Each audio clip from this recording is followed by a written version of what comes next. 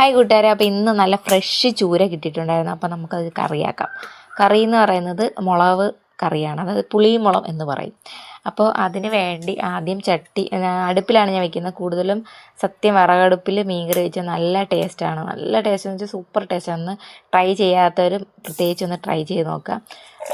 ചട്ടി വെച്ചു, ചട്ടിയിൽ എണ്ണ ഒഴിച്ചു, എണ്ണയ്ക്കകത്ത് കടുക്, എന്താ പറയുക, ഉലുവയും കൂടി ഇട്ട് അതിന് ശേഷം എനിക്ക് ഏറ്റവും ഇതിനകത്ത് ഇല്ലാത്തതെന്ന് വെച്ച് കഴിഞ്ഞാൽ കരിവേപ്പിലയാണ്. കരിവേപ്പില ഇല്ലാത്തതെന്നാണ് ഞാൻ ഇടാഞ്ഞത്. മറ്റേലും മുളക് ഇട്ട് അതിന് ഇഞ്ചി, കുറച്ച് ഇഞ്ചിയും വെളുത്തുള്ളിയും ചതച്ചിട്ട് അതും കൂടി ഇട്ട് മിക്സ് ചെയ്തിട്ട് നന്നായി ഒന്ന് അതിൻ്റെ ഒരു പച്ചമണം മാറുന്നവരെ ഒന്ന് വരട്ടി കൊടുക്കുക. അതിന് ശേഷം കൊച്ചുള്ളി, ഞാൻ കൊച്ചുള്ളിയാണ് ഇവിടെ എടുത്തിരിക്കുന്നത്, കൊച്ചുള്ളി ഇട്ട് കൊടുക്കുക.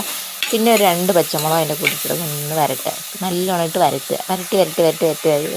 ഒരു ചെറിയൊരു ബ്രൗൺ നിറമാകുമ്പോഴത്തേനെ ഒരു തക്കാളി ചെറുതായിട്ട് കട്ട് ചെയ്തിട്ട് അത് ഇട്ട് കൊടുക്കും. ഉള്ളി വരളാൻ വേണ്ടി കുറച്ച് ഉപ്പും കൂടി ഇട്ട് കൊടുക്കണം, അത് ഞാൻ പറയാൻ മറന്നുപോയി. അതിന് ശേഷം തക്കാളി ഇട്ട് കൊടുത്ത് നന്നായി വരട്ടുക. വരട്ടി ഒരു പരുവം, വീണ്ടും ഒരു പരുവം എത്തുമ്പോൾ കുറച്ച് എന്താ പറയുക, കുറച്ച് മഞ്ഞൾപ്പൊടി, ഉലുവാപ്പൊടി, എന്താ പറയുക, മല്ലിപ്പൊടി, മുളക് പൊടി, ഞാൻ മറന്നു പോകും കേട്ടോ ഇടയ്ക്ക് പറയുമ്പോഴത്തേന്. അങ്ങനെ ഇതെല്ലാം കൂടെ ചേർത്ത് വീണ്ടും വരട്ടി പിന്നെ നമ്മൾ നേരത്തെ തന്നെ ഒരു കൈയോളം ഉള്ള പുളി വെള്ളത്തിൽ ഇട്ട് വെച്ചിട്ടുണ്ടായിരുന്നു.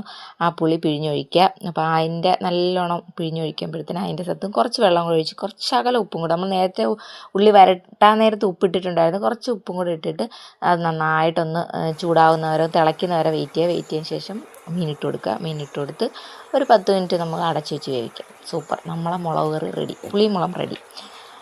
പിന്നെ വേണമെങ്കിൽ ഇച്ചിരി വെളിച്ചെണ്ണ ഒഴിച്ച് കൊടുക്കുക. ഞാൻ ഇച്ചിരി വെളിച്ചെണ്ണ ഒഴിച്ച് കൊടുത്തു. പിന്നെ എനിക്ക് ഏറ്റവും സങ്കടം എന്ന് വെച്ച് കഴിഞ്ഞാൽ കരിവേപ്പില ഇല്ലാത്തതിൻ്റെ സങ്കടം ഒരുപാടുണ്ടായിരുന്നു. അത് ഞാൻ മറന്നുകൊണ്ട് എൻ്റെ ചൂരക്കറി എടുത്ത് വെച്ചു. അതിന് ശേഷം ആ അടുപ്പിൽ തന്നെ ഞാൻ വീണ്ടും പയർ വിഴുക്ക് പുരട്ടി എന്ന് വെച്ചാൽ എൻ്റെ മൈ ഫേവറേറ്റ് ഒന്നാണ് പയർ വിഴുക്ക് പുരട്ടി. എനിക്ക് തോരനേക്കാളും ഏറ്റവും ഇഷ്ടം വിഴുക്ക് പുരട്ടിയാണ്. അതിനകത്ത് കുറച്ച് തേങ്ങയും കൂടെയൊക്കെ ഇട്ട്, പിന്നെ ഞാൻ എവിടെയോ ഈ വിഴുക്ക് പുരട്ടിക്കകത്ത് കുരുമുളക് തിന്നിട്ടുണ്ട്, അതുകൊണ്ട് ഞാൻ കുറച്ച് കുരുമുളകും കൂടെ ചതച്ചിട്ടു. അപ്പോൾ ഇത്രയുള്ള എൻ്റെ വീഡിയോ. അടുത്ത വീഡിയോ